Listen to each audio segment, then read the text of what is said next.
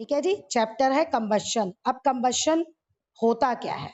Combustion मतलब होता है किसी भी चीज का जलना, ठीक है ना। या आप ऐसे कह सकते हैं किसी भी चीज चीज का कोई भी मटेरियल जो है, लेकिन वो जो जलना होगा, आग लगना, वो in the absence of oxygen होगा और उसमें आपकी हीट और लाइट प्रोड्यूस होगी। तो ये आपकी एक केमिकल प्रोसेस है। चलिए, we already know that material which produce heat energy on burning in air are called fuel। तो सबसे पहले फ्यूल की ही डिफाइन आ गई। वो मटेरियल जो जब जलते हैं तो हीट एनर्जी प्रोड्यूस करते हैं, उनको हम फ्यूल कहते हैं। और हम कौन कौन से फ्यूल यूज करते हैं? कोल, कोक। कोक जो है वो कोल से ही बनता है। केरोसिन, एलपीजी, पेट्रोल, वुड, ये सारे आपके फ्यूल हैं। क्यों? Why they are fuel? Because they produce heat on burning. Okay, और ये जो हीट ये प्रोड्यूस करते हैं, इनको हम अपने अलग अलग काम के लिए यूज करते हैं। Best example is LPG. हम अपने घर में खाना बनाते हैं, गैस वगैरह पे उसको यूज करते हैं।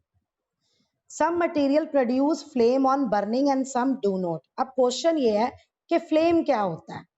कुछ मटेरियल फ्लेम प्रोड्यूस करते हैं और कुछ नहीं करते। अभी तो ऐसा समझो कि फ्लेम जो होता है कि जब भी कोई बर्न करता है मटेरियल और अगर उस जलने में ब्लू कलर है तो उसे हम कहते हैं फ्लेम। मतलब उसे पूरा अच्छे से एयर की सप्लाई मिल रही है। और जिसको अच्छे से एयर की सप्लाई नहीं मिलती वो फिर फ्लेम के साथ नहीं बर्न करते। तो पूरा फ्लेम का टॉपिक है इस लेसन में जो हम आगे पढ़ेंगे। For example, a candle on burning produces a flame. कहता है कैंडल जब हम बर्न करते हैं तो वो फ्लेम प्रोड्यूस करता है। The other materials which burn without, there are other materials which burn without a flame. और कुछ ऐसे मटीरियल है जो विदाउट फ्लेम बर्न करते हैं। चलिए, अब है combustion. You have learnt that when magnesium ribbon is heated in the presence of air, it catches fire and produce heat and light। आपने एक मैग्नीशियम रिबन लिया, अब अगर आप उसको आग लगा देंगे तो वो जलने लगेगा और उस जलने में हीट और लाइट प्रोड्यूस होगी। जब पेपर को आप जलाते हैं तो सेम प्रोसेस होता है। तो इसका मतलब क्या है? कोल भी सेम एयर में बर्न करता है, हीट और लाइट प्रोड्यूस करता है।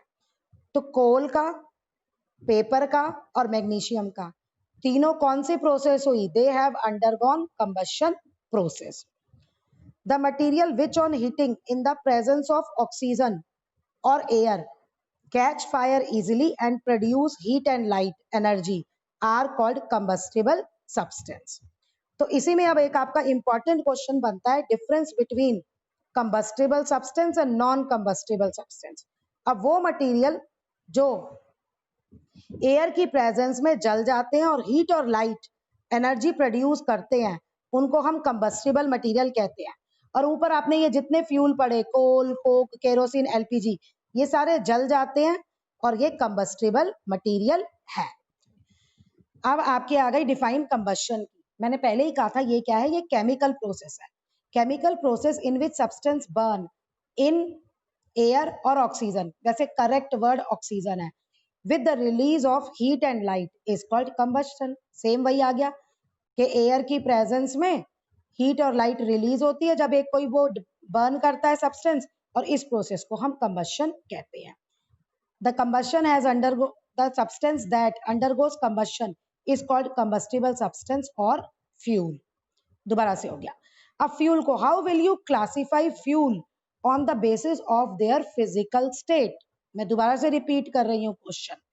How will you classify fuel on the basis of its physical state? तो वो है आपका सॉलिड फ्यूल, और सॉलिड फ्यूल का एग्जांपल क्या है? कोक और कोल। फिर आपकी आती है लिक्विड स्टेट। लिक्विड स्टेट में आपका आ जाता है पेट्रोल, डीजल। और गैसियस स्टेट, इसमें आपका आ जाता है एलपीजी और सीएनजी। ठीक है ना। अब हमारी बॉडी को भी फ्यूल चाहिए होती है ना, क्योंकि हमारी बॉडी को भी काम करने के लिए फ्यूल चाहिए होता है। कहते हैं ना एनर्जी, और वो हमें एनर्जी कहाँ से मिलती है? फूड से। तो food is fuel for our body. अब आप पढ़ेंगे कंडीशन रिक्वायर्ड फॉर कंबशन, ये भी इंपॉर्टेंट है। Condition required for combustion, combustion को कैरी करने के लिए, यानी कि अगर हमें कंबशन प्रोसेस स्टार्ट करना है तो हमें क्या क्या चाहिए। तो इसमें आपका पहला एक्सपेरिमेंट है, ये एक्टिविटी है, ये आपको करनी है। और पहली एक्टिविटी ये है, write an activity to show that air is necessary for combustion. चलिए फिगर में देखो, आपने एक कैंडल लिया जो किसी से भी कवर्ड नहीं है, राइट। एक को आपने ये ग्लास चिमनी से कवर कर दिया और तीसरे वाले में आपने इसको पूरा क्लोज कर दिया कार्डबोर्ड से। अब फर्स्ट वाले में आपने क्या नोट किया, कैंडल बर्न्स स्मूथली, है ना, candle Burns smoothly because of sufficient supply of air from the atmosphere, क्योंकि इसे पूरी अच्छे से एयर मिल रही है या ऑक्सीजन मिल रही है। दूसरी वाली केस में वो फ्लिकर होगी और सूती, मतलब हिलती है ऐसे, एज क्योंकि इनसफिशिएंट सप्लाई ऑफ एयर है, उसे सिर्फ ऊपर से ही मिल रही है। तीसरे वाले केस में फ्लेम पुट ऑफ, आग बुझ जाएगी, कैंडल बुझ जाएगी। क्यों? क्योंकि वो तब तक जलेगी जब तक इस चिमनी के अंदर ऑक्सीजन है, और जब चिमनी के अंदर ऑक्सीजन खत्म हो जाएगी तो कैंडल भी बुझ जाएगी। तो इससे आपको क्या पता चला, air is necessary for combustion. Oxygen present in air help in the combustion of a fuel, so is called supporter of combustion. कहते हैं ऑक्सीजन जो प्रेजेंट है एयर में वो कंबशन में मदद करती है, इसलिए वो सपोर्टर ऑफ कंबशन है।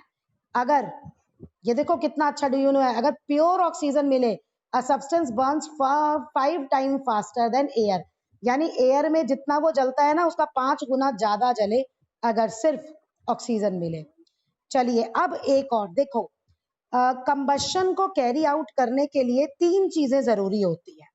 पहला, कंबस्टिबल मटेरियल, भाई कोई मटेरियल जल सकता है उसी तो मैं जलाऊंगी, प्लास्टिक नहीं जलता, तो प्लास्टिक के केस में तो कंबशन प्रोसेस होगा ही नहीं।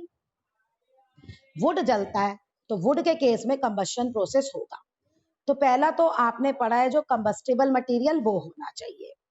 दूसरा, प्रेजेंस ऑफ एयर यानी सपोर्टर ऑफ कंबशन होना चाहिए।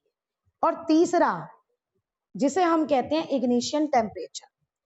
देखो एक कागज के टुकड़े को हम जलाएं माचिस की तिल्ली से वो जल जाएगा, लेकिन क्या हम एक बड़े लकड़ी के टुकड़े को जलाएं, लॉग को, तो वो एक मैच स्टिक से नहीं जलेगा। क्यों नहीं जलेगा? कि किसी भी सब्सटेंस को जलने के लिए उसको एक टेम्परेचर तक, रिक्वायर्ड टेम्परेचर तक हीट करना होता है।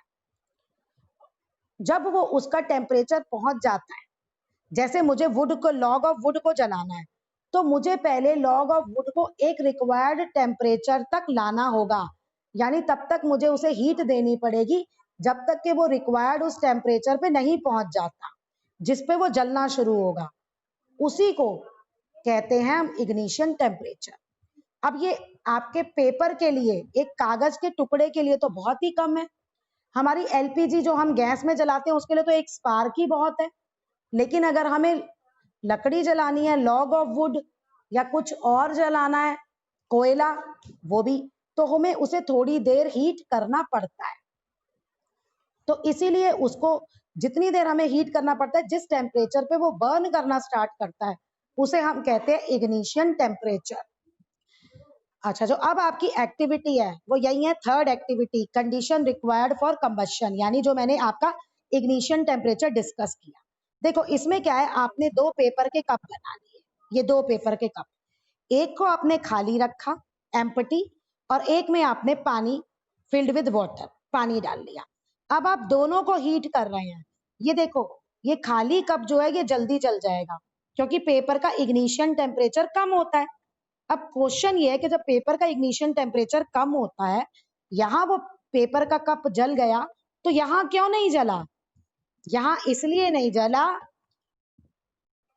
देखो अब है क्या कि ये जो हीट है, ये पहले हीट जो है ना, इस वाटर, जो इसके अंदर वाटर है ना, उसको गर्म करने में यूज हो रही है, यानी अभी वाटर हीट एब्जॉर्ब कर रहा है, लेकिन थोड़े टाइम बाद ही ये कप भी जल जाएगा।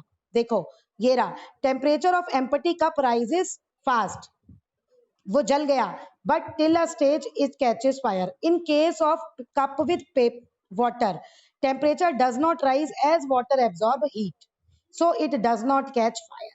तो ये जल्दी से आपका फायर कैच नहीं करेगा, लेकिन जब इसके इग्निशन टेम्परेचर पे वो पहुंच जाएगा तो ये कप भी फिर जलने लग जाएगा, लेकिन शुरू में नहीं होगा एकदम। क्यों? क्योंकि जब हीट जो है वो वाटर में ट्रांसफर हो रही है, तो जब तक वाटर हीट ले रहा है, इसके इग्निशन टेम्परेचर तक नहीं पहुंच रहा, तब तक ये वाला कप आपका बर्न नहीं होगा। A piece of paper burns quickly when a burning matchstick is brought near it. कहता एक पीस, ये भी कर ही चुके हैं कि जब हम एक जलती हुई माचिस की तिल्ली इसके पास लाते हैं, मैचस्टिक लाते हैं, तो पेपर जल जाता है, जबकि वुड भी नहीं जलती। ये मैं एग्जांपल आपको पहले ही दे चुकी हूँ। क्यों नहीं होता है ऐसा? अब आपकी आ रही है यहाँ पे इग्निशन टेम्परेचर की define. The lowest temperature at which a substance catches fire is called its ignition temperature. वो लोएस्ट टेम्परेचर जिसपे कोई चीज, कोई सब्सटेंस, कंबस्टिबल सब्सटेंस आग पकड़ लेता है, जलना शुरू होता है, उसको हम कहते हैं ignition temperature. Okay, we can boil water in a paper cup on a spirit lamp. आपने अभी ये एक्टिविटी में पढ़ा कि हम गर्म कर सकते हैं, जबकि खाली कागज, खाली पेपर का कप, एम्प्टी पेपर कप जो था वो बर्न हो जाता है। क्यों? Because heat energy supplied to the paper cup rapidly passes on to water. तो जो हीट है वो पेपर के इग्निशन टेम्परेचर तक जाता ही नहीं, वो वाटर में पास हो रही है। ठीक है ना? Ignition temperature of paper is not achieved, वो अचीव ही नहीं होता, इसलिए वो बर्न नहीं करता। अब फॉस्फोरस, ये आपका मेटल्स एंड नॉन मेटल्स में भी है कि फॉस्फोरस को हम वाटर में रखते हैं। क्यों? क्योंकि फॉस्फोरस का जो इग्निशन टेम्परेचर है वो 35 डिग्री सेल्सियस है, और अब हमारा समर जैसे है, तो समर में तो टेम्परेचर 40-45 डिग्री सेल्सियस भी चला जाता है। यानी कि अगर आपने उसे रूम में रख दिया तो फॉस्फोरस 40 डिग्री पे तो वैसे ही उसके इग्निशन टेम्परेचर से ज्यादा हो गया, तो वो रूम टेम्परेचर पे भी आराम से जल जाएगा, कैचेस फायर। तो वो जलने लगता है, इसलिए हम उसे वाटर में रखते हैं। अब है आपका एक मैच स्टिक। अब मैच स्टिक तो आप सबने जलाई होगी ना, एक रफ सरफेस पे हम उसे रब करते हैं और वो मैच स्टिक जल जाती है। उसका ये कारण है, मैच स्टिक पे रेड फॉस्फोरस दूसरे केमिकल्स के साथ होता है, जो आपको ऊपर ब्राउन ब्राउन दिखता है। जब आप उसे रफ सरफेस पे रब करते हैं तो due to friction heat generate होती है, और वो हीट बहुत होती है उस केमिकल के इग्निशन टेम्परेचर तक जाने के लिए। तो यानी कि जब आपने उसे रफ सरफेस से रब किया तो फ्रिक्शन से जो हीट जनरेट हुई वो उस केमिकल के इग्निशन टेम्परेचर के से पहुंच जाती है और उसको जला देती है। ठीक है? Friction created generate heat enough to light the matchstick and make the chemical catch fire. अच्छा, जब मैचस्टिक जल जाती है, उसका केमिकल जल जाता है, तो केमिकल इतनी हीट प्रोड्यूस कर देता है कि जो आपका वुड है वो वुड के इग्निशन टेम्परेचर से ज्यादा हो जाता है, और वो आपकी जो वुड पार्ट है, वुडन पार्ट, वो भी आपका इजीली जलने लगता है, वो भी फायर कैच कर लेता है। Flame of burning candle goes off when we blow over it strongly.